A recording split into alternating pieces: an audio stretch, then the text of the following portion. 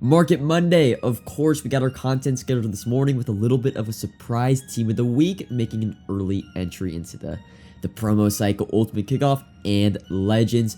Normally, we get all our team of the week reveals on Monday afternoon. We only got one today, Samuel Womack, the LTD, 88 speed. The only issue with this card, he's 5'9 or 5'10. He's a midget. Zone coverage also a little low. We're getting our other, I think there's 10 other team of the week cards to be revealed on Good Morning Madden tomorrow morning. I don't know when team of the week is to be released in game. It was in the afternoon last year. Hopefully it's in the morning this year, but we never know. Taking a look back at the Madden 22 Ultimate Kickoff promo in terms of when I think this is going to drop in Madden 23, you can expect Thursday. It's dropped on Thursday the actual past 2 years in Madden. It seems to drop on the day that the NFL does start, being Thursday Night Football. The content structure last year was 32 88 overalls and then 2 champions being Calvin Johnson and Sean Taylor, with some low overalls like 85s and some 82 and I think some 81 Ultimate Kickoff players. The content structure this year should be the same. I don't think we're getting any surprises. We didn't get an LTD last year. Hopefully we get an LTD this year. Of course, there's going to be rerolls, but that was the Ultimate Kickoff promo from 22. Let's hop into some training investments. So, training market. If you'd watched my No Money Spent yesterday, you will have known I did put a lot of coins into training over the weekend. However, I have been slowly super lazy selling the training. Now, this is going to get a little bit confusing.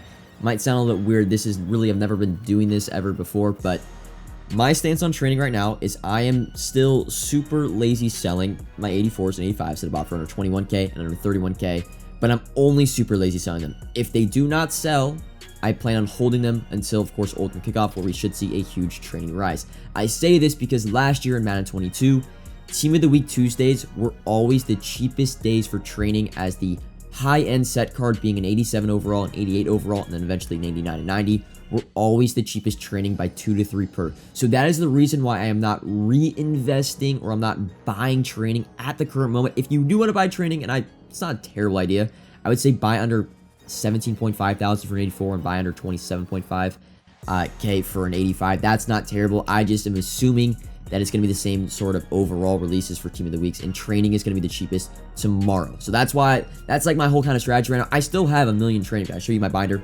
I got a ton of training. I'm selling it for very expensive. If it doesn't sell, I'm not really worried, because I know when Ultimate Kickoff rolls around, either way, I'm still going to be making profit. I just think I'm going to be able to buy training at a cheaper price tomorrow. So that's like I think it's a huge investment opportunity, because training's already gone down a little bit. You can see you can pretty much walk into the store or market and buy an 84 for 20K when you couldn't do that past 2 days. So training's already down. Ultimate Kickoff will have rerolls. Hopefully it has an LTD, and it's a good reroll like Campus Hero. And we should be able to make a ton of coins. We bought last week for 20K 84s, sold for 30K. We bought 85s for 30K, sold for 39K. Should be the same thing this week, but maybe even a bigger opportunity, since training is even cheaper at around like 18 to 19 per right now, where it was 20 per last week. So that's the huge training investment I'm making. As you can see, I'm actually I was buying an AJ Cole. It's like up for 17.5. I bought an Austin Eckler, I think, in this little clip for 14.5. I'm still going in the market and looking at training. If I see a great deal, I'm going to buy it. But yeah, I've been selling for 28.7 on my 84s, 38.7 on my 85s to pretty good success, if I'm being honest. So yeah, that's the update on training. I'm not actively buying right now, but tomorrow, as long as training stays down or even goes lower, I am going all out. I'm probably going to spend 95% of my coin stack on training. Moving into the LTD market now. We didn't invest in any LTDs this weekend, but we do want to monitor the prices to know in future dates, in future LTDs, if the LTD market is still reacting the same way as 22, and it's looking pretty good. Ricky Williams, the lowest I ever saw him at was 750. That was Friday afternoon. Right now, hovering around 900,000 coins. So it was kind of what I meant when I didn't like to invest in Ricky Williams, because he's so expensive, and he's a running back. He's not going to go up a ton. If you sell right now, you'd be making 60K in Ricky Williams. So, okay, I would say you probably want to sell. I think there's a good chance we get a running back maybe for the Team of the Week promo, maybe a Team of the Week legend like we did last year. We had a lot of running backs every week. So, if you have Ricky Williams, I don't think it's the worst idea to sell him right now if you do have him and you're kind of like holding on to him as a loan investment. Clay Matthews Sr., lowest I saw him was around 670, and that was yesterday afternoon or Sunday afternoon. Right now, he's hovering around the low 800s. Again, you're not going to be making too much off these LTDs because they're so expensive and they're not really the best cards, so I don't think a lot of people are looking to buy them after the first few days. But it is a good sign. Clay Matthews has only been out of packs now for the last 12 hours, or not even 12 hours, 6 or 8 hours. I'm going to heavily monitor Clay Matthews Sr. this week, because if he does go up into the 900s, the 950s, I'm going to be really looking out for LTD legends going for because they seem to be very good investments, very rare LTDs, and they should be pretty good throughout the year. Coin making wise, if you are down in the dumps and you don't really got the coins to invest, you don't really got the coins to lazy sell, or don't got the coins to lazy sell. This is lazy selling. It seems to be the only highly successful way to make coins at the current moment. My favorite thing to do in terms of lazy selling for like what types of cards. I'm not lazy selling currently. I'm kind of just been focusing on investments. YouTube, I don't really got the time to put into lazy selling. But 80 overall campus heroes seem to be the most successful. You can sell right now. Of course, the market's going to change the prices. I tell you right now, if you watch in 2 hours, it might be up 100 coins, down 100 coins. I don't know. You got to check it. The 880 ones were going for around 6.5, 6.6k. So if you buy, let's say 5.6 or 5.5 canner for an 80 campus hero, you're making what, 607 per card, which isn't amazing, but it should take you 5 minutes to buy 20 cards for under 5.5. 5 minutes to probably list the cards for 6.5, 6.6k, making you 12,000 per hour. And you can go on with your day when you're lazy selling. You don't got to be on the market at all times. You list, you're gone for 50 minutes. They'll come back and they'll sell. Make your little 12 to 13k per hour while you're doing solos, grinding the competitive pass, and all of that fun stuff. But that's coin making.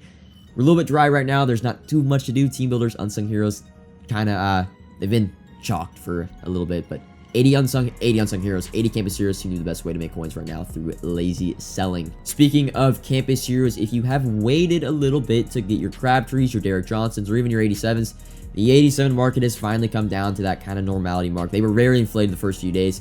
I bought most of my 87s around like the 110 to 130k range, so I am still technically overpaying for what the cards are right now. The lowest guys are going for 85 to 90k.